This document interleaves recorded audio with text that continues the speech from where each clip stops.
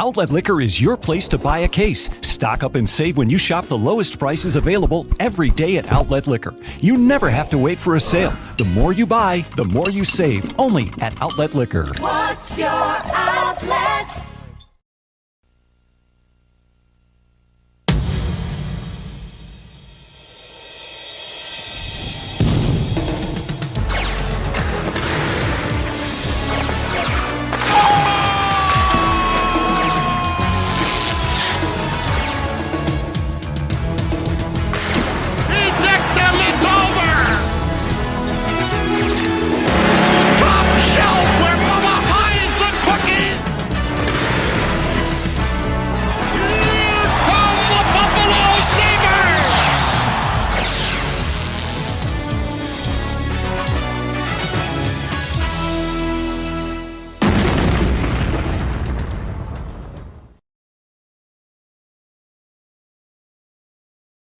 Welcome to episode 117, part one of Two Goalies, One Mic. I am Duane, joined by Ryan Drury from the Instigator podcast, here with a special NHL Trade Deadline edition.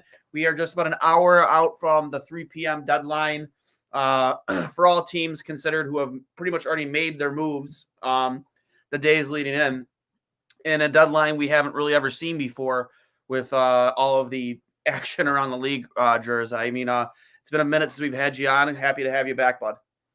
Yeah, it's great to be back, man. It's been a while, but just been busy up here with all my OHL coverage and everything. But it's nice to have a minute to jump back on with you and discuss what's largely been a pretty boring day. But like you mentioned, the lead up to it was pretty explosive. But as far as today's concerned, it's been a bit of a snooze. Yeah, you mean Nick Bonino going back to the Penguins? Did it get you 6 to midnight? Not really. It actually had the opposite effect because I couldn't care less about that franchise. But it's I don't know. It just they're an interesting team in the mix of today because they've probably been the most active today, and I don't really know what the goal is. Like, I think it's that they think they can squeeze one last push of significance, if you will, out of this group. But God bless them if they think that. I mean, if we were talking about, the Penguins of even 3, maybe 4 years ago, I would understand it a little more, but they're grasping at straws to barely make the playoffs as is. And, Nick Bonino is not the Nick Bonino of 2016-17. No, he's not. Dmitry Kulikov is not going to take a very, I would say, below average D-core and make them good enough to win a round, in my opinion. So I think Ron Hextall felt the pressure of an aging core and said, I guess we'll just try this one more time. And they're giving away assets. And I think it's the wrong thing to do. Maybe they'll prove me wrong, but I highly doubt it. But their approach today has been one of note, if anything. But that just goes to show how boring today has been. We're talking about the Pittsburgh Penguins trying to rekindle old glory that I think everybody's on the same page. It's just not there. I agree. I actually this conversation earlier about the Penguins. It's kind of like, I understand getting the band back together and just trying to, see if you have one more run in you. But like, if this doesn't work and you see how much the East has really loaded up in the last couple of days between the Devils, the Bruins, the Bruins somehow got better. It's just wild to me. You get Tyler Bertuzzi, you get Dmitry Orlov. I mean, a guy I'm sure that you were obviously pretty fond of in Washington, with the time in Washington. I don't know. I just the team got better. They're a juggernaut. Carolina, is a better hockey team. All these teams in the East, Tampa Bay, it's gonna be an absolute bloodbath in that first round. It's just probably the most exciting, honest first round of hockey we're gonna probably ever see. It's just a shame that unfortunately it doesn't look like Buffalo's gonna be much in the mix for anything. They went out and traded a player that you might be familiar with the OHL, Josh Bloom. To the Vancouver Canucks for Riley Stillman. And I just don't understand it. I don't understand the thinking there. I don't, judging from everything, Kevin Adams has said, we're worried about the future. And I understand he has term left on his contract, but this guy he's trash. He's not good. And I hate calling players that play in the NHL trash because they're not trash. They play in the NHL. They're good enough to play at the best league on the planet. But like in comparison to what we already have, why did you think this was an upgrade or a good move for the future when there was plenty of other moves out there that you could have made that would have been much more beneficial, and maybe you could have packaged Josh Bloom in a deal with maybe a second and another pick just to especially upgrade your blue line now that Duane is out for at least another game. Yeah, I don't know. It's a bit of a head scratcher for sure. I guess the feeling was maybe that they felt like they had a lot of depth in terms of prospects at a certain position and decided that made Josh Bloom expendable, who is a good player and he's having a good year in the OHL, obviously. And we don't see as much of him being that he's over in the East, but a good player. And I think he's going to turn into a solid NHL player too. He's, got all the smarts. He does all the little things well that would lend you to believe that he can make an impact in the NHL. And he's a good skater too. Yeah. In terms of Stillman, they obviously see something that they believe they can turn around and mold into a competent and impactful somewhat NHL player, because if they don't, the GMs take all the brunt of frustration, but it is easy to forget that there's an entire scouting staff and director of scouting and player development that is heavily involved in these deals as well. Obviously, they see something in Stillman that makes them think they can turn him into an impactful Buffalo Sabre, because you're right. I mean, he's kind of had a sputtering start to his pro career, but they clearly think there's something there. So I don't know. We'll see. What is he? He's already, I think he's 25 years old. He's already on his 4th NHL hockey team. Like I don't know. He plays with some snarl. He's a physical defenseman, which is something I guess that we are lacking. And not guess we are lacking.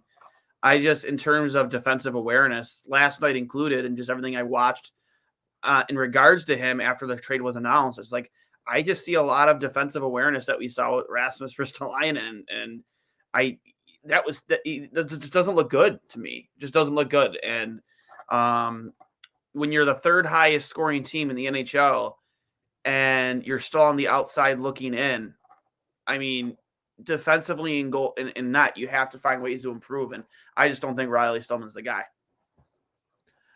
Yeah, I don't think he's ever going to turn into a guy that, is above, like a 5. He's probably a career 3rd pairing defenseman, but if they can turn him into a guy that can pair up with a dude who likes to rush the puck and kind of screw his head on straight, if you will, in terms of picking up and not losing his defensive assignments. Because I think the biggest knock I'll say about him and his game, keep in mind, having never coached hockey at any level, is that he's too aggressive. He looks for contact when he doesn't necessarily need to lay somebody out. He would be better served staying in position and making a good stick check or trying to take a lane away. He is constantly on the hunt to lay the body, and that's great. You want guys out there, particularly in your zone, that want to lay the body and sacrifice and be physical, but it's not the answer to every offensive scenario.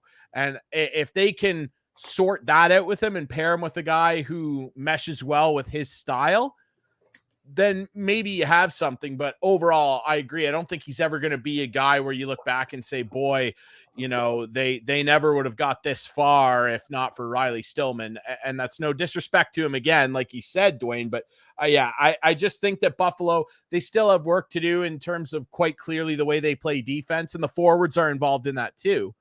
But when you have the 3rd highest scoring team and you're on the outside, quite obviously your area to improve on is defensive structure overall and the blue line. And of course, they're still waiting to see what they have and what their future looks like in goal. They've got promise there, but at this point in time, and we've talked about this before, that's all they have right now is promise. Devin Levi, UPL, is one of those guys going to turn into the dude? Linus Ullmark doing what he's doing in Boston probably hurts a little, But It does. Yeah, it definitely does. I'm sure it does. There's no way it can't, right? But Boston's Boston, right? Like, I don't think anybody would expect Linus Ullmark to have the numbers he does there if he was playing in Buffalo, who are, have really improved. And I think the future is bright. And I think they are definitely on the right track, but it's leaps and bounds. And there's still a few more of those to come. Yeah, I agree. Like the future, it does look bright. And for me, it's, I was never a guy that was pounding the table and I needed Jacob Chikrin. I've said this a couple times. Like I did not need. Yeah, I saw your rant. Yeah. Oh, yeah. That's right. You were in the comments. I saw it. But my issue with that is he did an interview with Pierre LeBrun. Kevin Evans did an interview with Pierre LeBrun and said, if the trade makes sense from a standpoint where it's a hockey trade. It's a trade that makes us better in the future. It's a trade that, fills a need. I mean, granted, there's a need for a more defensively styled defenseman, but at $4.5 million a year for the return that it ended up being for Arizona, how can you sit here and tell me that doesn't fit every narrative that you just gave us? And a first, a conditional second, and a second. Yeah, sure. Ottawa's honestly at this point, their first round pick might not be better than ours. It just might not be. So it's like that fit every single one of your narratives. It's still, having him on your team, even though you'd have to eat his entire salary, you would still leave yourself room over the next 2 years to sign Rasmus Dahlin, to sign Owen Power. You still have Quinn and Paterka on entry-level deals. Like, it just made sense. Yeah, the only thing that didn't make sense is a left-handed offensive defenseman, which you have plenty of right now. But it's clear as day you need help on your back end. You need, even if he's not a defensive juggernaut, you need help. And to see him go for that, and when you have such a wealth of riches between the OHL, between college, between, what's going on over in Europe and hold on. I am sorry. Just in. This just in, breaking for us right now, in the middle of my rant, my chicken rant, Minnesota is trading Jordan Greenway to the Buffalo Sabres.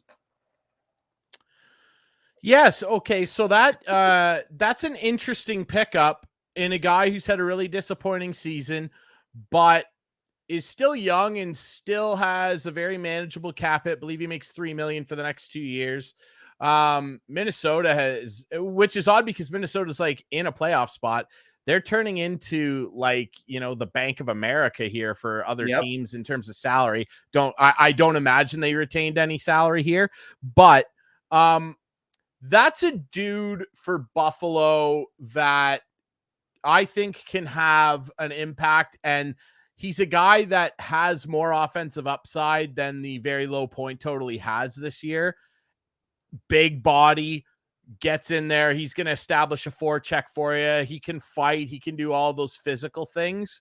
I think that he's probably going to find a pretty fun home in Buffalo and become, one of those power forwards of old that were so beloved in Buffalo in the glory days. I think he has, and he's still young enough and has the potential to turn into something for the Sabres. I actually think that that's a pretty decent pickup.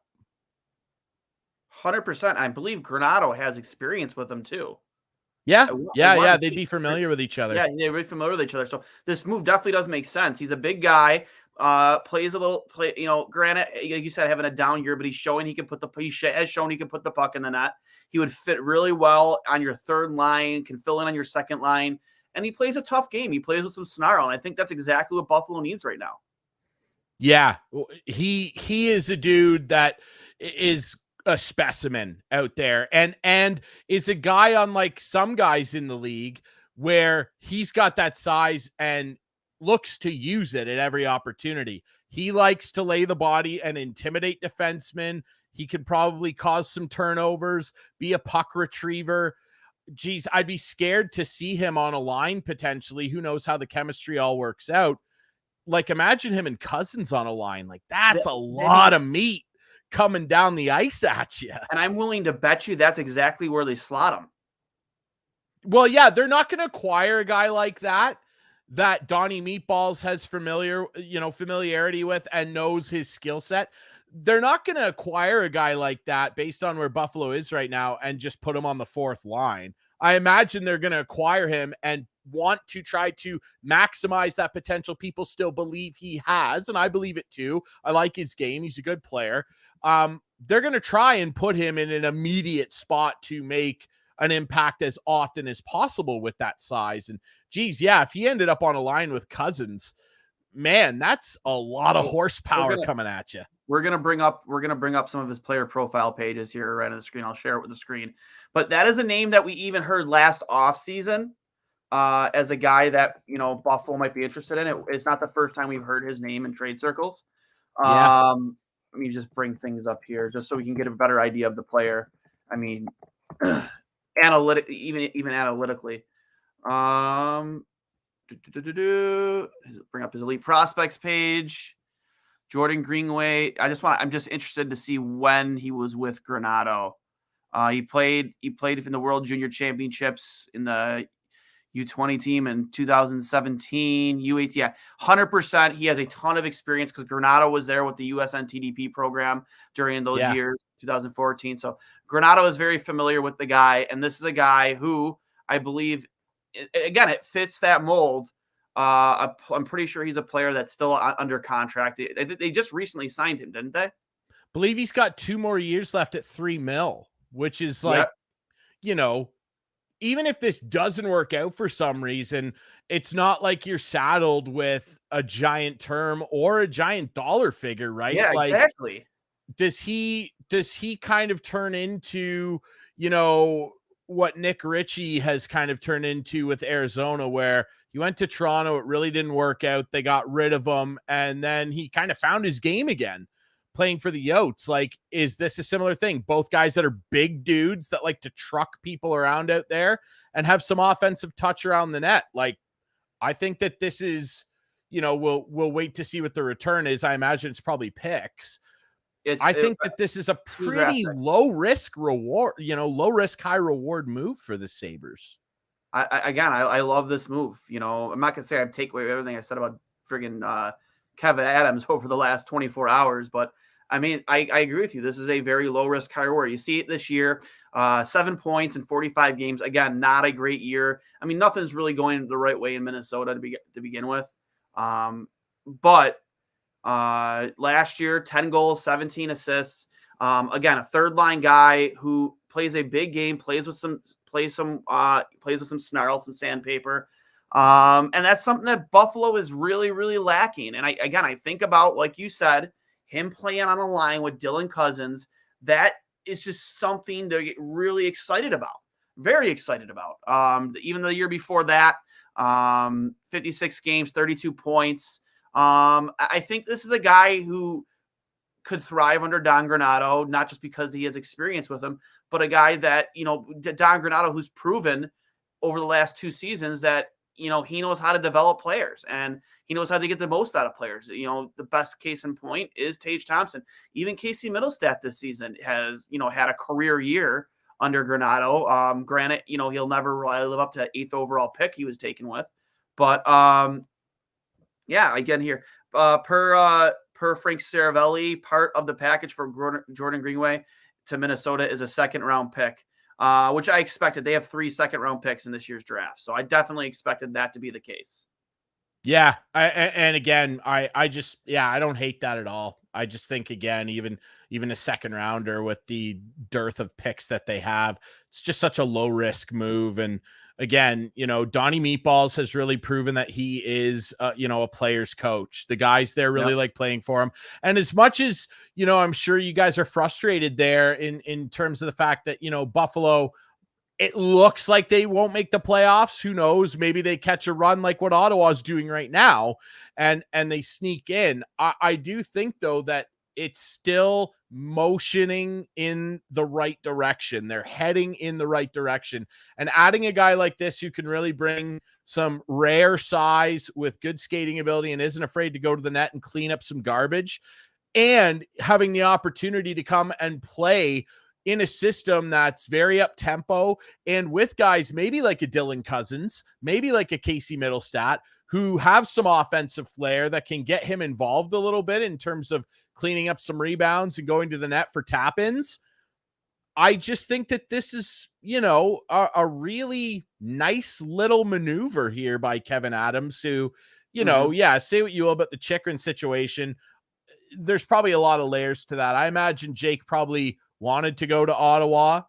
I'm sure that was a team that he favored going to. He does have ties to the area, playing at the academy there, and obviously his dad. But this is a good little move for Buffalo. And honestly, like, given the way the day has gone today specifically, probably one of the more decent moves I've seen all day. Yeah. And this is definitely, in terms of,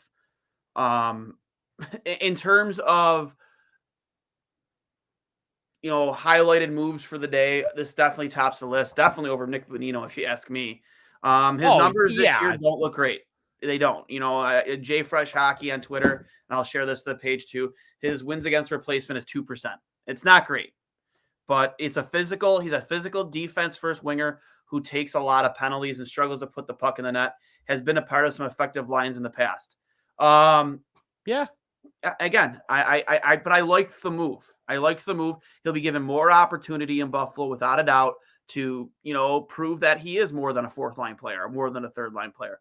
But chance, I think about the potential of him being on that second line, and just really adding some more size and grit alongside Cousins, and it just makes me salivate at the mouth.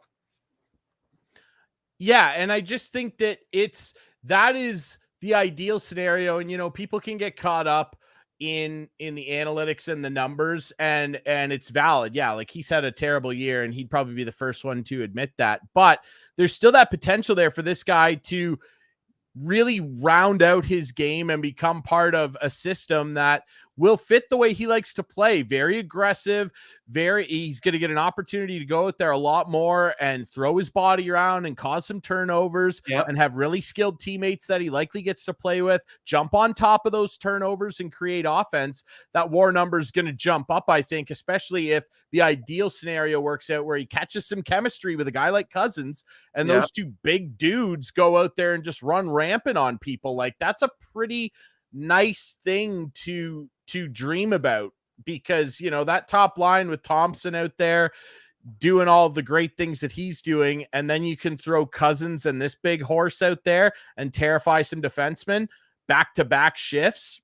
I think that's any team would want that. Remember, hey, like, there's a guy that plays for my team, Tom Wilson. When he came into the league for the first few years, he was really misused and miscast as just this goon who ran around and took people's heads off. And he did plenty of that in his young career, but Adam Oates really mitigated what makes him effective. And for years, all you heard was, this guy's a goon, kick him out of the league. What a useless player. Turns out that's not the case. And I'm not saying that Jordan Greenway is going to turn into Tom Wilson, but that size is there, and he's got a rare blend of size and an ability to get to the net. And I think when you pair him with a set of teammates that can utilize that and jump on chances that he creates, it could become a really nice mix. Agreed. I know a lot of people love the way Kevin Weeks will announce a trade, and this one's pretty good. Unreal. Can you say breaking news?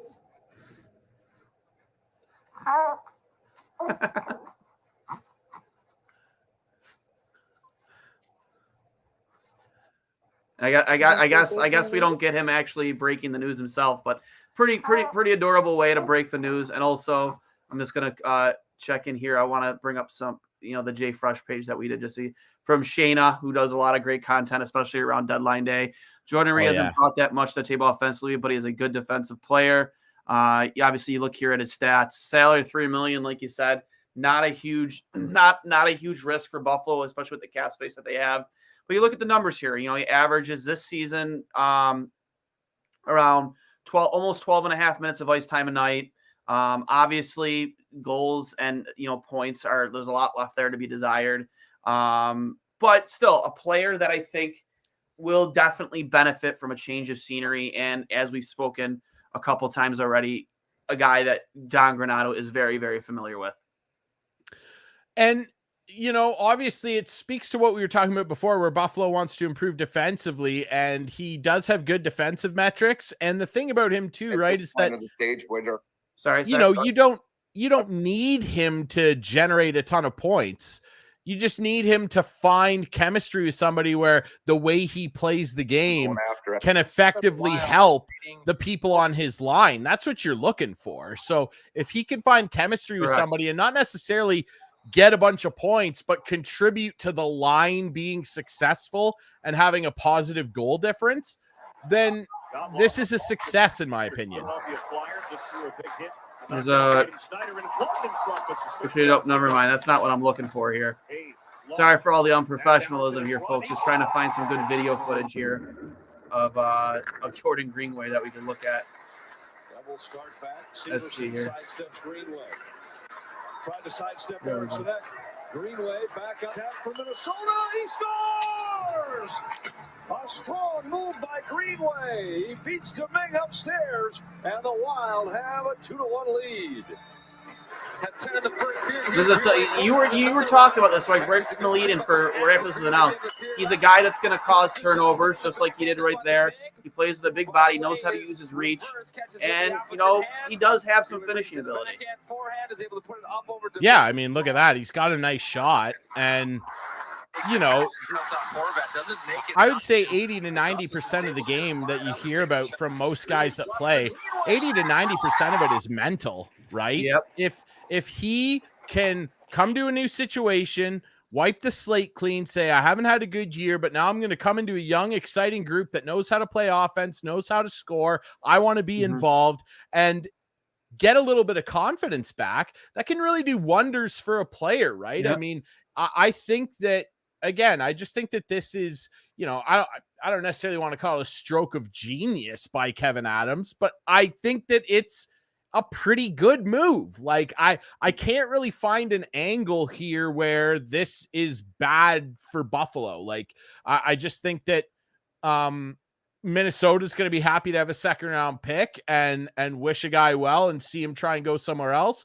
And Buffalo's going to be very happy to get a guy who's a big power forward that's got some offensive punch potential and can really, intimidate people out there, with his physicality and stand up for teammates, do all those little things that guys in the room love. I expect he's got the potential to turn into a really popular teammate. Yep. And another scoop in the last couple of minutes. Sounds like Oscar Sundqvist is heading to the Wild. So maybe that's part of the reason they made this deal, to free up some space for him. Yeah, I mean, I think that he's probably just, a depth fourth line piece. Yeah. Got some speed, can kill penalties. I mean, that's about all I can say for him. Yeah, I mean, he's not a very effective player that's going to, night in, night out, it's going to help improve your team. But actually here, 12 minutes ago, Nicholas Kubel just signed a 1-year extension. Yeah, I guess he's going to sign a 1-year extension to stay in Washington. Obviously, they've got the space to do that, and he's found a decent little home in terms of, the fourth line and throwing some hits. Again, a guy much like Sundqvist, where he's not going to make like giant impacts, but he doesn't make a lot of mistakes out there.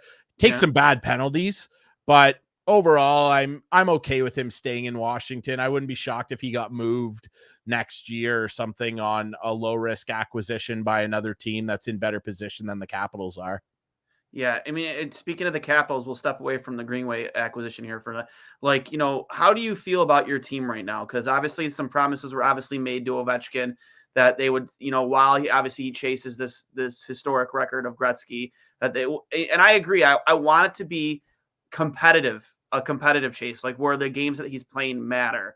Do you foresee the direction of your team as, especially with some of the moves they've made, that they're still going to be making attempts to be a winning contending team, at least, next year? Or do you see them kind of like maybe not hitting the reset button, but maybe taking a step back and try and build more through their pipeline?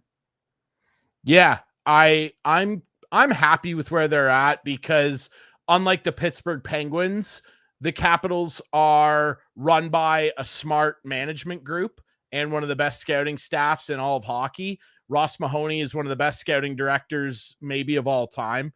You look at the number of top 3, first 3 round picks and the guys that we've dug out in the 4th round and beyond that have become impact players for Washington over the lengthy tenure that Ross Mahoney has been in charge of our scouting staff. I'm completely confident in them restocking the pipeline, moving out some guys that, obviously they weren't going to be able to re-sign in Orlov, which is unfortunate, but that's reality. They're accepting what this year is. They're the most injured team in the NHL, which, ultimately at the end of the day is not an excuse, but they are. I think that their approach right now, I mean, we don't have our number 1 defenseman in the lineup. Like John Carlson had his ear blown off by a puck a month and a half ago. We don't have our best defenseman out there. And again, it's not much of an excuse. And they are still competitive. They're 4 points out of a playoff spot. Yeah, that's not. It's not like they've given up on the season. I don't think even with that deal. No, I don't think they have either. And they still could make the playoffs. I don't care if they do, but I do appreciate the approach that Brian McClellan has taken where, in particular, the Rasmus Sandin acquisition. I'm really excited about him being a Washington Capital. I watched him a lot in the OHL. I think the world of him. He's a 21-year-old kid that really has the potential to become a really solid top 4D. I actually think that him and Orlov are very similar. He reminds me of young Orlov, a guy who can really skate the puck, is confident with it on his stick, has a good shot, and really likes to lay the body. I mean, the kid with the hip checks that he likes to throw reminds me a lot of Orlov. So I'm actually excited about adding a guy like that and not trying to go out there and fish for old rental players like what Pittsburgh's doing with Nick Bonino. I'm happy with the approach they've taken. And I think that our prospect system right now is a little underrated. I like quite a few of the players in our system that are going to surprise some people by next year. I look at a guy like Connor McMichael, who has NHL games under his belt, who's doing really well in Hershey. A guy like Hendrix Lapierre, who has been marred by injuries in his young career, but is going to turn into a really good player. I'm looking at a lot of guys that I think are going to shock some people, and I am quite content with the direction of my Washington Capitals. Yes, would I like for them to be high-flying Caps of old and competing and, leading the division and winning President's trophies? Yeah, of course. But reality is reality. You are what your record says you are, and Brian McClellan and his staff are smart enough people to go, this is where we are right now, and we're going to approach the deadline like this, restock, bring in some young guys, get rid of guys we don't think we can re-sign anyway, and try and get healthy, see what happens down the stretch, and then probably make some more noise at the draft. I'm very content with that. Here's another one. A minor league deal. Sabres have acquired defenseman Austin Strand from Anaheim in exchange for Chase Prisky. I'm not too familiar with either player. I don't know if you are. No, I can't say I am. Yeah, that's another minor league deal. I know the name Prisky. I know he was in our system, but yeah, again, just something probably to add depth down in Rochester, because that's a team that they hope makes a Calder Cup run this year. So I don't know much about the players there, but it looks like one of the seconds that was sent to Minnesota was the 2nd round pick that was acquired from the Vegas Golden Knights in the Eichel trade. So the Eichel trade playing a little bit dividends in the current roster, which is nice to see.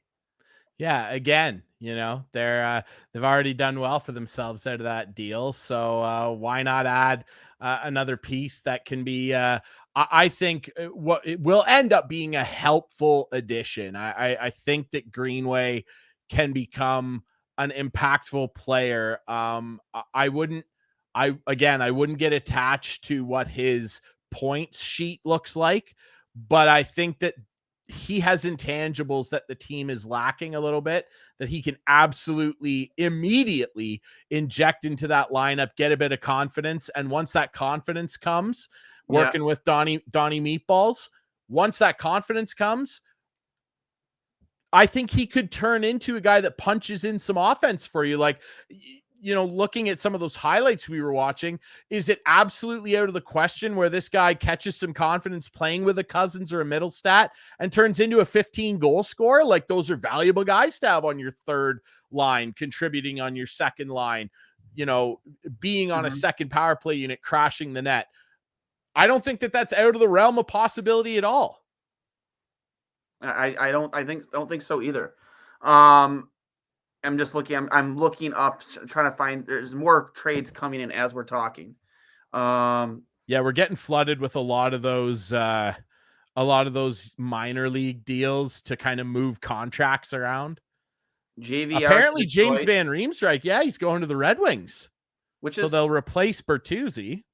Yeah. Again, that looks like a team that, I mean, they're going to be good, just like Buffalo, for many years to come. Even though the Atlantic Division and the East just looks really, really, really like an absolute juggernaut for at least the next couple of years, until Austin Matthews decides to leave Toronto to go to Arizona.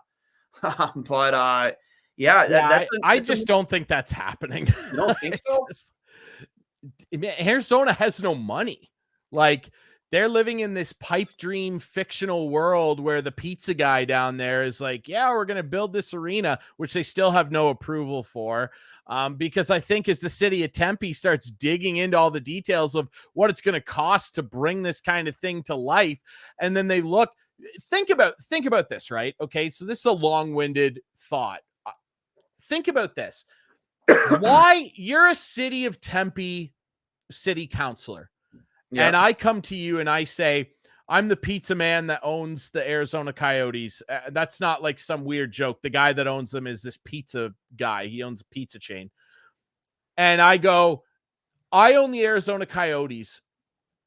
At our height of success, which was a Western Conference final appearance in 2012 before I owned the team, where we had to give away 30% of the seats to get that full for a Western Conference final, right? That was the height of our success. What we typically do is bleed red ink all over the place, never draft and develop players properly. When we do, we trade them because we're atrocious and can't continue to draft well and support them with good players. So they always leave. So there's no star player for a fan base to attach themselves to. We can never fill our arena. We can't even fill the Mullet Arena, which was a college rink that's smaller than most OHL rinks that, by the way, sell out. And I want to come to your city and I want you guys to help me build an arena, a 19,200 seat arena with luxury boxes. Yeah. And I want you to help me pay for it. What would possess the city of Tempe? Where's the track record of thinking that this is going to work? It never has. They have nothing to fall back on to go, hockey fans want to come and watch this. What hockey fans? Where are they? How are we going to consistently generate revenue? There's typically a deal that's worked out where the city gets a certain percentage of ticket sales, concessions, event bookings, because you're going to want to have concerts there, of course.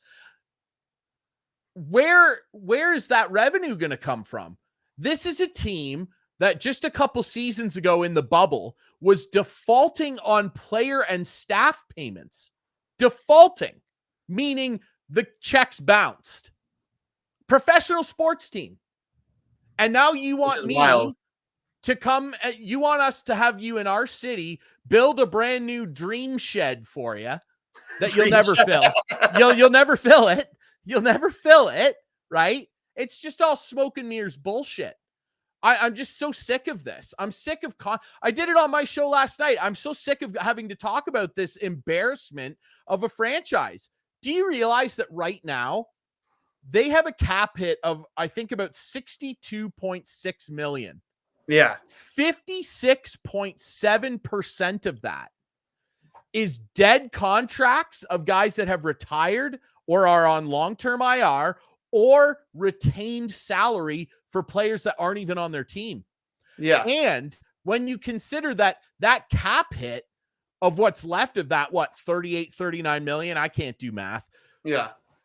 That's just the AAV. It's not actual real salary. I think someone tweeted that their actual salary is like $29 million. This is an NHL team.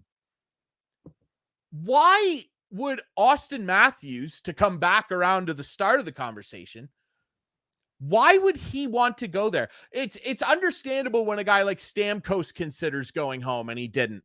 Or when John Tavares says, I want to go home. That's the Toronto Maple Leafs. Yeah. They do not, they make money just farting. Like they just make money making stuff. They don't even have to move and they make money. They played in Calgary last night and half the building was Leaf fans. That was in another Canadian barn. Of course you want to go home and play in Toronto. Yep, of This, course. I want to go home nonsense. Austin Matthews, I've said it 70 times. If Austin Matthews wants to take a promised $15 million to go home and have the checks bounce within a year, I guarantee, and the team probably moves anyway, and wants to leave a competitive situation in Toronto, I don't ever want to hear him say the words, I care about winning, ever again, because he doesn't. I love it how just like a little joke of mine just led to a 15-minute Drury rant about. No, I just can't take it anymore. Why are we doing this? What's happening? Like, why are we propping up this franchise? And you know what else chaps my ass about it? Gary, old Gare Bear, and his cronies the other day send out an email that gets leaked on social media by all the insiders that they're like, oh, we're going to monitor all these teams and make sure that you're not adding players to go on LTIR just to bring them back for the playoffs, you sneaky devils. But the Arizona Coyotes can do it 700 times. They're still paying Chris Pronger. It's just insane. Chris Pronger hasn't played in the league for 9 years. They have so many dead contracts in that organization. Pavel Datsyuk, Pronger, Jake Voracek's the latest addition. They're retaining some of Patrick Kane. They'd have a Hall of Fame lineup if it was 2008. They'd probably win the cup.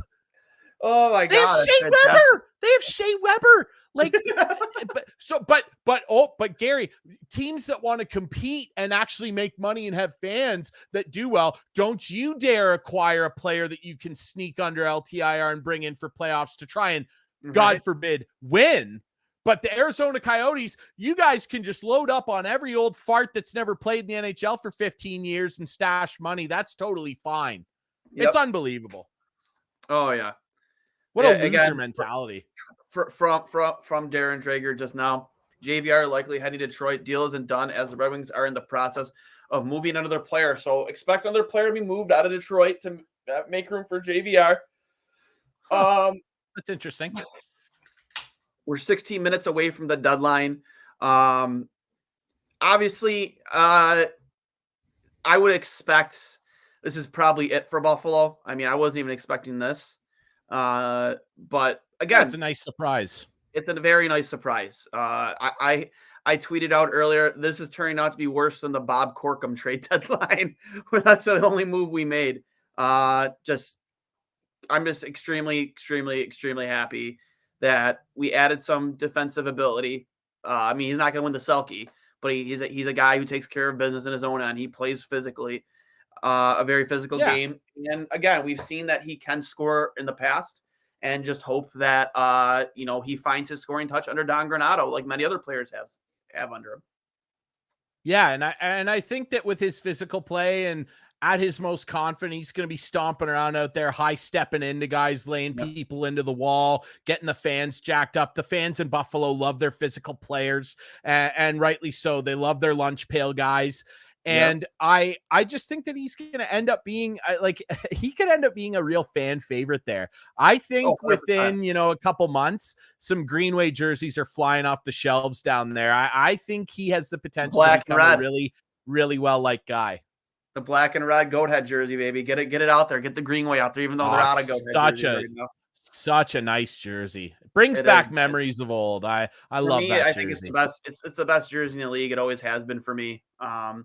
Again, that's my biased opinion, but I think many people outside of the it'd be top 5 for me. Yeah, it's such a nice, clean jersey, And I guess they're going to be wearing it on Saturday at home against the Lightning, which, they've only lost one game this year against when wearing that jersey. And every single time they've worn it, they scored 6 goals or more. Rock and roll. Comment here from Jake Watkins. Between this and the Stillman, it seems they're not trying to go after someone like a JVR or a Meyer or someone with offensive upside. They know they can score. They need to defend and get a little more physical. Stillman, yeah, I guess this deal makes it a little bit more sensible why they went after Stillman. And from the physical standpoint, I still think I wish I would have rather much more a guy like a Racco Gudas or Fabro out of Nashville rather than Riley Stillman. But yeah, again, that does seem the direction that they want to take. And Kevin Adams did mention a couple weeks ago that when looking to add, he wants to improve the toughness of this roster. When he's done that, and Jake's bang on, I don't think Buffalo needs to be going after the Myers of the world or an aging asset in JVR who can maybe still make an impact. I mean, when healthy, he's still an effective player, but I think he's right. Like Buffalo, they've shown that they've got the flash and dash. They've got the flair.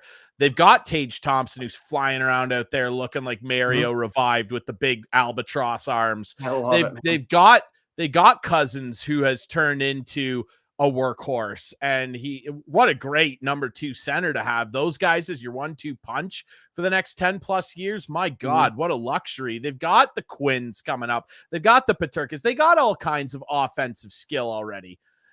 Not to mention what they got going on the back end. I mean, Power and Darlene and all these cats. My God, like they can put the puck in the net. Now that's the easy part, is assembling all the guys that have the skill and can do the fun stuff and electrify people and put up the numbers. The hard thing to do is shutting the other guys down on the opposition that can do the same thing. Yep. That's where they've got to make those improvements. So I think Jake's bang on with that. And I think Kevin Adams has targeted a couple guys that hopefully can turn into some decent assets and help them round their game out a little more. Cause that's really all they need. They need that. And for a goalie to step up. Yeah. UPL, who, he wasn't the reason they lost 7-1 last night, but I mean, he's been very inconsistent this year. He has. He holds a pretty bad GA. He does show up. He does show up in some games. Not show up in some games, but he has shown up in enough games where he's been able to pull out a win in spite of the play on the ice. But I think in terms of the future of the goaltending in Buffalo, you saw them move away from Eric Portillo, Michigan goaltender, yesterday. They traded him to LA. Shades of Cal Peterson. When we had Cal Peterson, and even though we didn't trade him, he left in free agency to go to the same organization to play under Jonathan Quick. I wish all the best to Eric. He is a former guest on my show, and very smart, well-rounded kid. But I kind of said this yesterday too. I said that as much as I like him, I think he's gonna be a good goaltender in the NHL someday. Kind of the inclination that I got and many people got was he sees the writing on the wall. He sees that UPL has gotten a huge chance this year. Devin Levi has been like the most touted goaltending prospect in all of hockey. He tops the list in terms of our pipeline and, the guy that fans seem to be most excited about. And for good reason. He's had, back-to-back seasons at Northeastern that, are considered some of the best in all of college hockey history. It's the best. Last year was the best year a college goalie has had since Ryan Miller with Michigan State. So some people would say that he saw that writing on the wall and he informed the team that, he didn't plan on signing, which is why they traded him. For me, I'm not saying I don't want Eric Portillo with that kind of mindset, but as a goalie, it's like, honestly, any player in any sport, you really find out about a player when their back is in a corner and, they're faced with adversity. So do I necessarily want him tending goal for me if he's willing to run away from a challenge? I don't know. So it looks like you got your phone out there. Do you have any news for me? Well, apparently there might be. Apparently JVR to the Wings might not be done, and it might not be a thing. Apparently that trade might not actually be happening. They haven't confirmed it either way yet, but they certainly haven't confirmed that it's done. But there's some rumors flying around now on NHL radio, I guess, that Detroit is not acquiring him. So we'll see. But again, for them to lose Bertuzzi, which, like, I understand it. Okay, so Chris Johnston just reported Van Riemsdyk is not being moved to the Red Wings. So okay, that's not happening. All right, well, breaking news, everybody, as we reported earlier that he would be moving to the Red Wings. He is not going to the Red Wings. So there we go. Yeah, it's interesting, and like it's weird too, because, like, you know, if I'm Philly right now, I'm trying to just get whatever I can for some of those older veteran guys. Like, yeah, you know, they got a long way to go in Philly. Like, they're where Buffalo was 5 years ago. yeah, That's going to be a long hill. yeah, I agree. 8 minutes left till the deadline. Any other expectations in terms of, you know, players that will be moved? I mean, if JVR was going to get moved, they got 8 minutes to figure it out. So, At this point, I don't know. He didn't say he isn't getting moved. He isn't getting moved at all. He's just not getting moved to Detroit. Yeah, at least as of right now, that's what they've confirmed. He has not been moved to the Red Wings. Okay. He doesn't have any type of no trade clause or anything, right? I think it's just pretty much, you know, whoever they decide to send him to. I think he might have a limited no move clause. Yeah. Don't quote me on that, but I know when he did re-sign in Philly, I think that there was something built into it, in something like a limited no move. But yeah, I don't know. I don't really have any expectations for the end here. You always see a flurry come in that are filed and they're catching up on the files, but I was kind of hoping, you know, if anything, that the Caps like, I was hoping Brian McClellan would sell more. You know, maybe they're trying to see if they can turn Anthony Mantha's game around, because he's just not worked out as a Capital. Like, again, it's just a guy who's big that doesn't really use his natural physical tools and just hasn't really panned out. And honestly, I'd rather have just kept Jake Verana all those years ago. Like, what was that, 2 seasons ago we made that trade? I'd rather just kept Verana. So I was hoping maybe they could move him. Honestly, in the offseason, because I don't think it's a trade you can do now because he's got 2 years left after this one. If they can, you know, get rid of Kuznetsov, and cash in on him, which probably wouldn't play well with Ovi, but honestly, it would be better for the franchise. I think that they just got to start getting younger, and Kuznetsov is still in that range where you could get a good price for him. Other than that, though, yeah, I don't think there's going to be too much more other than, like, you know, we talked about it last night with some of our Leaf guests, even leading up to the deadline. You know, Toronto, what are they going to do with that, you know, first rounder that they got? That's Boston's, that they got in that Sandin deal. You know, Kyle Dubas has proven he's all in. What's the sense of holding on to that pick that at best is going to be 29th overall? And at worst is probably going to be 32. Like, I just don't know who's stopping Boston. You know, you've traded away your other, you know, picks. Like, at this point, you could still use a top 9 forward. Why not try and go do that? Which I'm sure he's probably trying to do right now, but Troy Fletcher to Calgary from Arizona from Elliot Friedman. So Stetcher's going from Calgary to Arizona? To Calgary from Arizona, yes. Oh, from Arizona. Great. I wonder how much salary they're retaining. Yeah, exactly, right? Probably the whole fucking thing. Unbelievable. And he was the player that was involved with the Traeger Zegers thing, correct?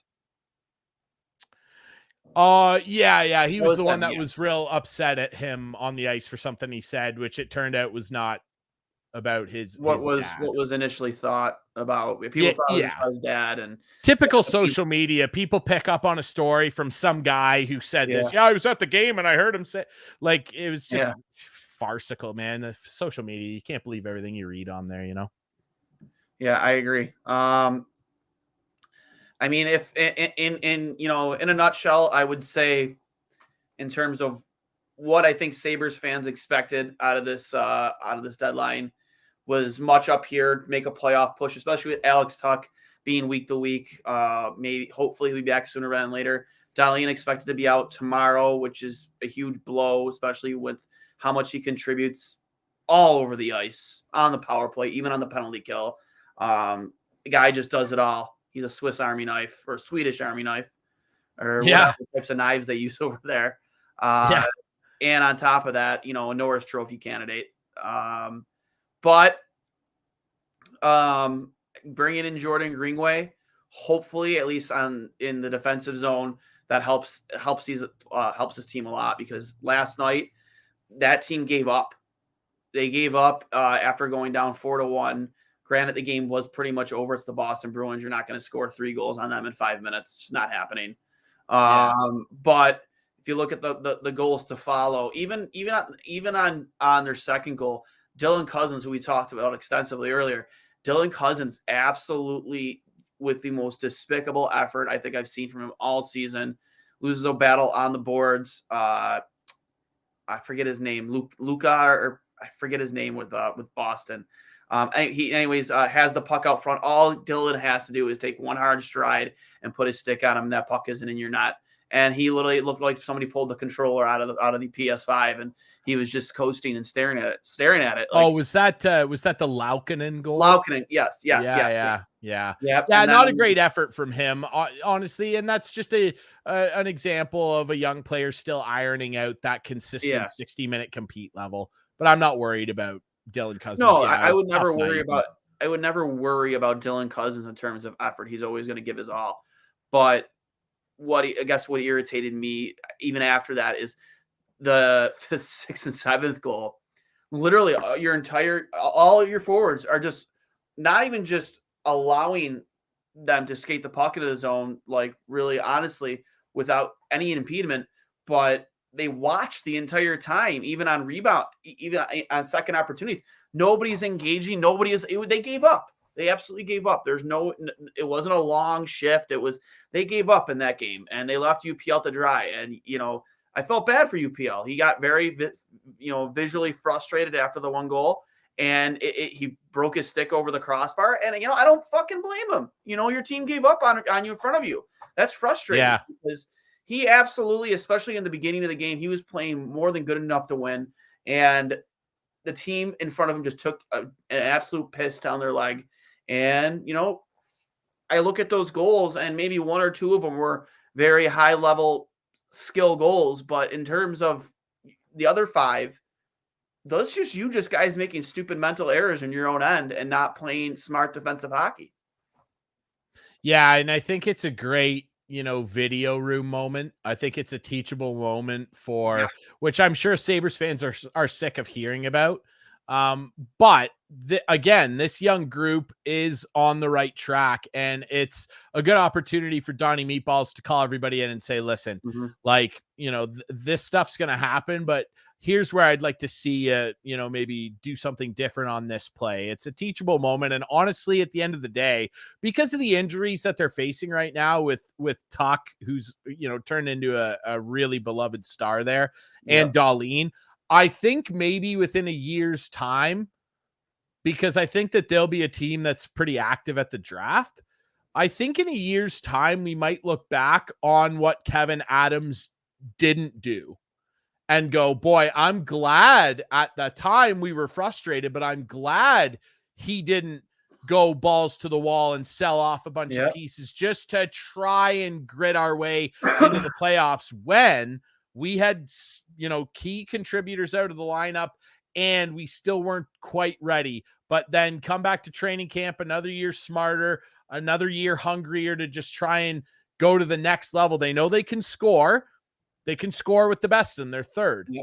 But I think that next year we're going to be looking at the Sabres in a better position and go, boy, I'm glad that Kevin Adams didn't sell off X, Y, and Z last year because this year, look how much more prepared we are. I think that could be it. Everybody wants to see their team make 7 trades on deadline day. Everybody wants to see improvement. Exciting. But it is exciting. It's something to talk about, right? But I think that quite often, and you read about them, like guys looking back, telling old hockey stories. Sometimes it's those moves that don't get made that actually end up, you hear about them years later and look back and go, boy, I'm glad that didn't happen. Another trade to announce per Jeff Merrick, Rasmus Asplund from Buffalo to Nashville. So we do have one more trade in the works. Let's see what this brings us. Not saying that's a Fabro. I mean, I think you need a better return to get a guy like Fabro. But I'd imagine this is some type of package for either a goalie or a defenseman. Yeah, I really do wonder. Yeah, Asplund from Buffalo to Nashville. Yeah, I wonder what that could be about. We'll see. He's a solid, bottom line guy. He plays good in his own end. Yeah, good in the dot, good penalty killer. Yep. Let me see here. Yeah, we'll see. Per Jeff Merrick, the Buffalo Sabres have traded Rasmus Asplund to the Nash. Live tweeting here on Two Goalies, One Mic. Absolutely. That's what this day is all about. It's probably one of the most exciting things that's going to happen to people all day scrolling Twitter is seeing this, because I understood it. And I think we all went into the day knowing kind of what to expect, just because of how hectic everybody kind of got their business done well ahead of time, unless you're the Pittsburgh Penguins grasping at straws. But everybody kind of did their damage leading up to this. And boy, the West, I think the Stars getting Max Domi is a sneaky one, because the Stars might be the best team in the West. And that conference is just a dog's breakfast this year. And I'm not saying that to be disrespectful. I think Winnipeg is going to have something to say about that ultimately at the end of the day.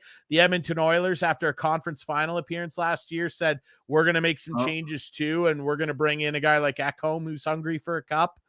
But ultimately, I think Dallas is probably the most playoff suited team to go on a run.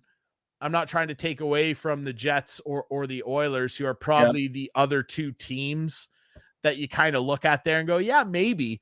But then, that's not even comparable to the East, where you look over there and you go, man, there's like 4 or 5, maybe even 6 like monsters, where you're like, man, there are going to be some really, really disappointed fans in a couple of markets after the first round in the East. Is that's a gauntlet.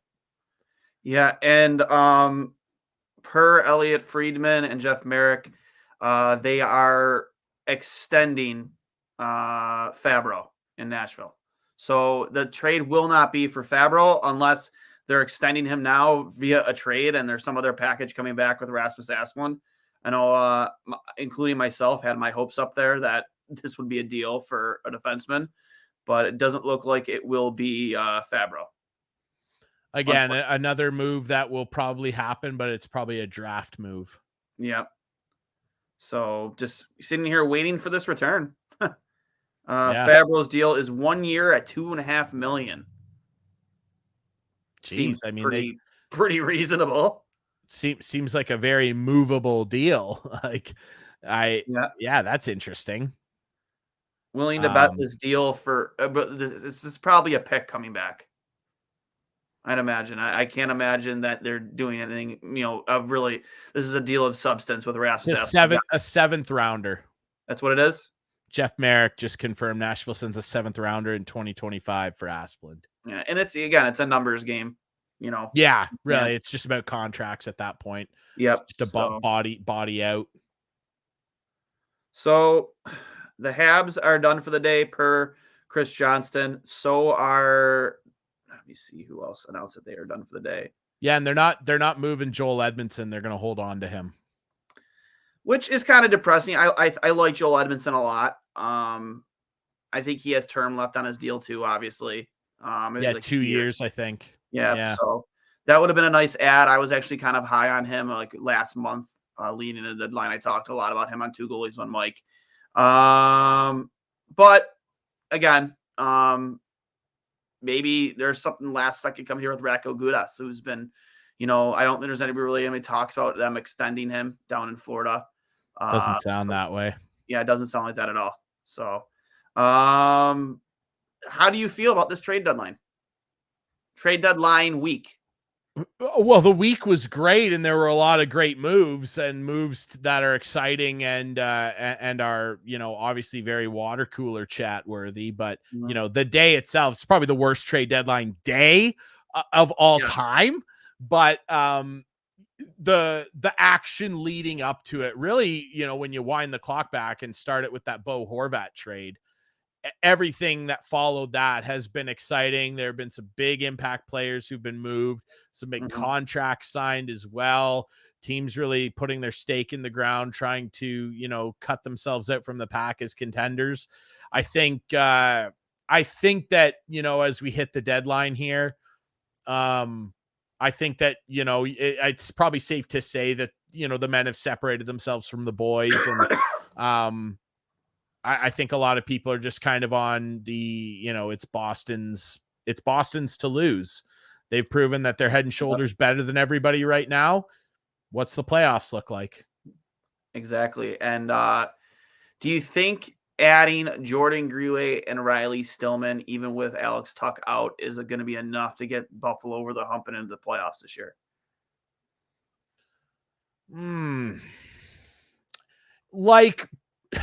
Probably not, but you never know, because 3 weeks ago up here, we were all saying the same thing about the Ottawa Senators. Yeah. And there they are. They're 4 points out. They're on a heater. They spoiled Showtime night at MSG last night, Patrick Kane's debut. Like, they're beating good teams here. And do I think that Ottawa is wildly better or more ahead of schedule than what's going on in Buffalo? Not at all.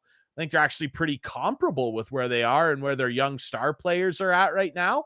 You got Kachuk and Jimmy Stu over there, Tim Stützle doing his thing in Ottawa. Now you add Chychrun in the mix, and then you look down at Buffalo and you got Thompson and Cousins and Dahlin and Power. Like, I think they're in very similar spots. So I don't know ultimately if they will make the playoffs, but when you look at what Ottawa's done, could Buffalo replicate that? I think so.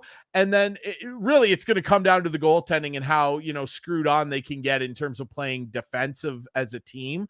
But when I look at the teams ahead of them, because they're going to have to leapfrog some teams, but are the Islanders way better than them? No, they just have the goalie. Like, imagine Sorokin played for the Sabres. Like, the Sabres, then I'd be going, 100% the Sabres will make the playoffs. I'd be all in. They just don't have a goalie in a better there position yet.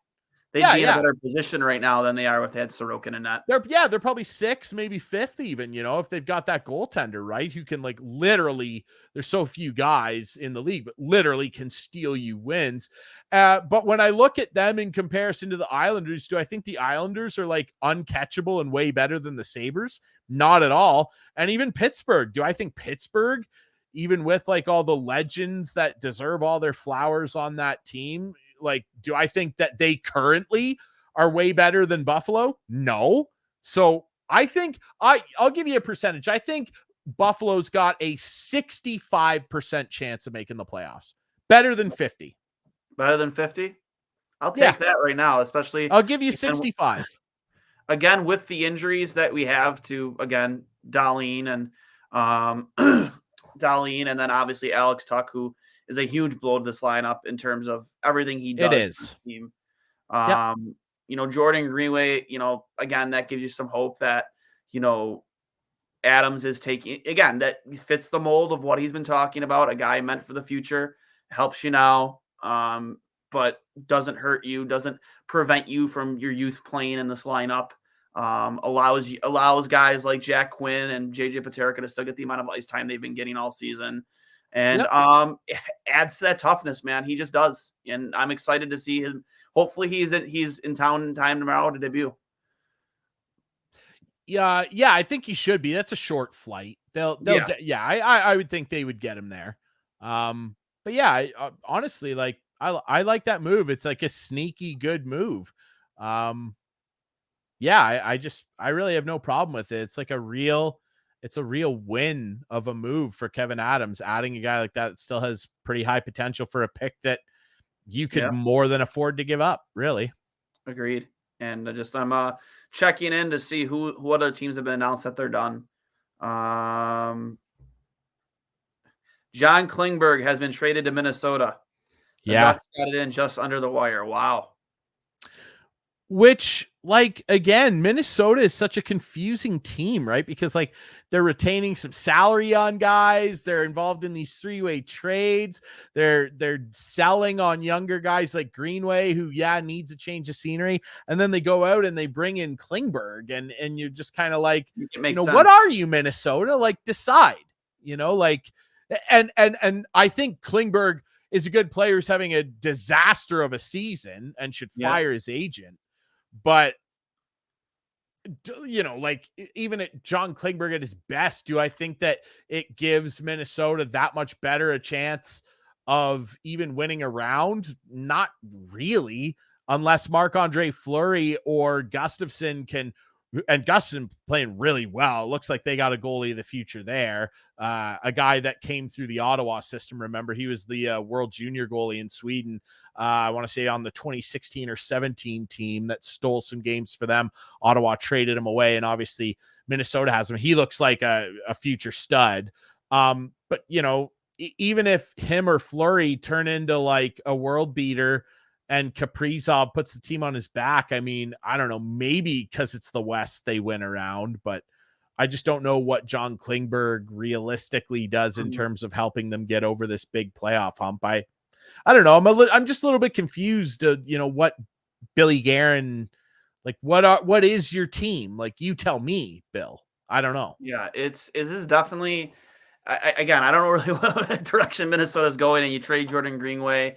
You kind of appear to be a seller, and then you go get a guy that. Yeah, that's what I mean. Like, it's like what? It's not like he's young. It's not like he's really young. No, he's what, 30 or 31 now? Like, he's been around the block. Like, if anything, Philip Hornick would have made more sense. Guys, Jacob Chikrin, I guess, would have made more sense in terms of maybe the direction of your team. But I mean, you talk about that Roenick deal too. Like, speaking of teams that have no rudder, like, what the hell are the Vancouver Canucks doing? Like, they didn't trade Brock Besser. Like, I know you'd love to keep a Brock Besser, and they didn't end up trading Miller either. The Penguins apparently were hot to trot. At least I haven't seen that they've traded them unless they snuck something in under the wire. Mm-hmm. Like, they're just they might be. I know Buffalo and your fan base has gone through a lot of frustration over the last decade plus. That's Vancouver right now. Like, what a melting pot of just heat from the media there, the fan base. Like, people out there just hate the Canucks management, and for good reason. They're just out there heading for the iceberg with no ability to turn. It's gross out there right now. Yeah, and the Devils just announced via their own Twitter account they're officially done for the day. No trades to announce. Still nothing on the Sabres. Obviously, just a few minutes ago we had that about Rasmus Dahlin come in. I don't think the Capitals have announced yet that they're done, or nothing to announce. And again, you touched there about Brock Besser. Why is he still on your team? I don't get it. There's definitely interest, right? There was definitely interest. There had to have been. Sure. And I mean, he's obviously, the injuries, the poor kid has just been so stricken by injuries since he came on the scene, had a couple really good years to start off his career, and then just like injured a lot. Obviously went through all that stuff with his dad too. Like, I actually think, talk about a guy who could use a change of scenery and a reset. It's that dude. On a pretty manageable cap hit too, 6.67 for 2 more years. Again, probably a guy at this point now that like should get moved at the draft. Like, if you can get, a low end first round pick for him, or at least a second and a good prospect, particularly a defenseman, if you're that organization, that's probably, I guess, what's more realistic to happen. But yeah, I'm sure there's a lot of people in Vancouver. There'll be a market right now today that's a lot of people are probably scratching their heads. I would think. Yep, I agree. Hearing Minnesota for John Klingberg since they're going after all the Swedes. I mean, that's right. Asplund is a Swedish player. Yeah, when it comes to Brock Besser too, like you said, very, very riddled with injury throughout his career. The unfortunate with his father. Just again has not had it easy in Vancouver.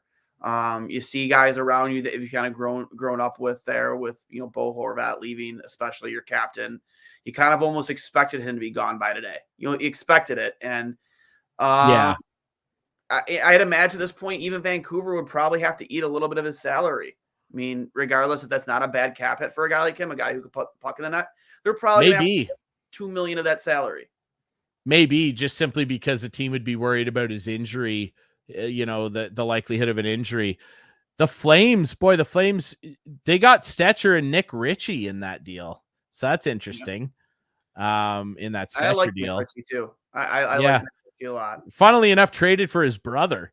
Stetcher and Ritchie go to the Flames in exchange for Connor Mackey and Brett Ritchie. So that's interesting. Brother swap there. The Kraken say, I'm not sure. Off the top of my head, if brothers have been traded, I'm sure maybe it's happened. The Kraken say that they are done. Not much action from them. Which I agree with. Ron France didn't need to do anything. Honestly, you're a second year franchise and you're in a playoff spot playing really well. Like that, run with the casino money here. Like it's everything that you're achieving right now is gravy, in my opinion. Yep. So just stick with your assets and do your thing. I agree. I agree. I'm just, like I said, we're gonna stick around here with you guys for a few more minutes, just kind of see, who's announced that they're done. It always happens every deadline. Deals that are in the works before the 3 p.m. deadline. You let the league know that you're working the kinks out, and maybe there's something still to announce. I don't know. From any team, I'm just, I know Jers is over there scouring the Twitter machine trying to find out if other teams have announced that whether or not they're done, and I haven't seen anything yet from Buffalo, Washington. I'd assume Boston's done. I don't know how they can get any better than what they are right now. Yeah. I'm not seeing anything from those teams. Detroit, I imagine, will be done. Minnesota makes it official about Oscar Sundqvist. They've acquired Oscar Sundqvist from the Red Wings in exchange for a 4th-round selection in the 2023 draft. So he's gone. Is it the same guy?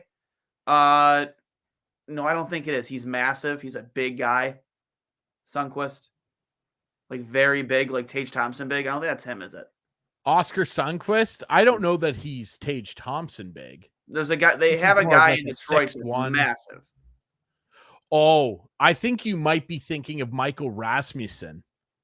Maybe. He's 6'6", and he actually, I'm pretty sure, just got put on LTIR. I think the Red Wings just shut him down for the year. I want to say it's the Red Wings. Now I'm interested. Now I want to know, since we're just kind of here biding time, waiting to see if there's anything of substance still going to come out of from any teams. Yeah, I can't remember the name.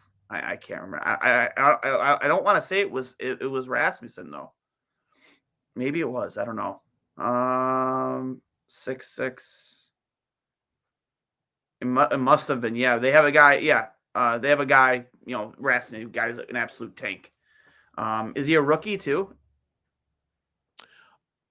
I think he's an NHL rookie this year, although I know he did play games for them last year, so I don't actually know if he qualifies as a rookie anymore, but a young player. He's a young dude. Yeah. And he is a big guy. Doesn't strike me as I just don't remember that being the name, but I don't know. It'll come to me. But again, guys, excluded Florida because they did nothing. I mean, we're going to give this, like I said, I'll give this a few more minutes and then we'll sign off. Having Arda O'Kale on later tonight from ESPN to do a full recap of the NHL Trade Deadline. Arda, great friend of the program, going to come on with us for part 2 of episode 117. And Ryan, again, thanks for coming on, man. I know it's been a minute. I'd love to get you on more often and maybe even do like a weekly or bi-weekly segment with you, man, because I always love having you on. You're, second to none, at least for our guests, our consistent guests are concerned in terms of knowledge of the game, especially at the junior level. Jeez, lay the butter on extra thing. I got it, buddy. I got it. Holy cow.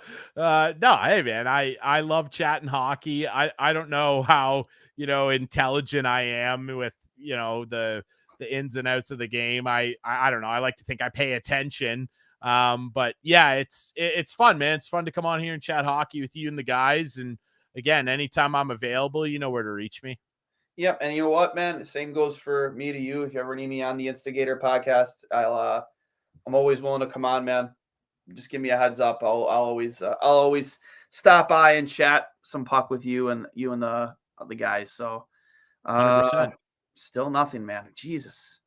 Usually by now you get a majority of the teams have announced whether they're done or not. We've only gotten a small handful, right? Yeah, like three or four, maybe 5 now have confirmed they're outright done. So yeah, I don't know if there's just some as Ovi said on the old ESPN commercial, some late night filings or something going on. I don't know, but yeah, I'm sure we'll see a couple more trickle in, but at this point now, I doubt it's anything of like huge substance. Klingberg might be the last like big player of significance that if gets it was moved. something of substance, that something would have leaked out by now, right? Like, I would if you were finding out a premier, not even a premier, but if you're on a Brock Besser was on his way out of Vancouver, something would have been leaked remotely. Yeah, I think so too. So with that being said, this has been episode 117. Part 1 of 2 Goalies, 1 Mike. I am Duane Stenell for Johnny Cullen, who couldn't be with us today. But again, Drury, thanks for coming out with us. One last question. What number does Greenway wear? He wears a number in the 20s, doesn't he? With Minnesota, I want to say he was wearing 20 or 30 something. I'm trying. It might have been like 26 or something like that. Mm-hmm. Let me see. Let's get an image of him.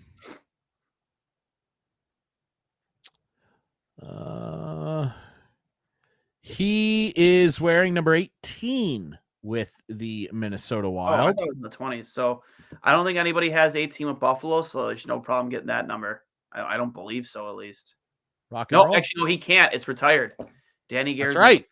Cannot wear 18. So can't have that. Maybe he goes 81. Little Miro Shatan action. Wow. Yeah, that would be interesting. The devil himself. So, but yeah, excited to see. But he wore 24 with Minnesota. Okay, so 18 might have just been like the number he wore as a rookie. Yeah, that's what we thought. Like he had still 24. Dylan Cousins. You're not having that. I could picture him with a 20 with a 2 on his jersey. 18, I think he wore as a rookie. So yeah. So there you go.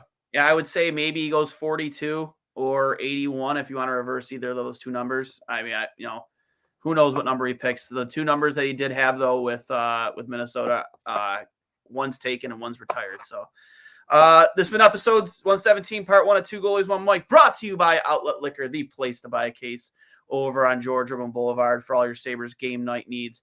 Make sure you get over to Outlet Liquor. I am Duane for Johnny Cullen.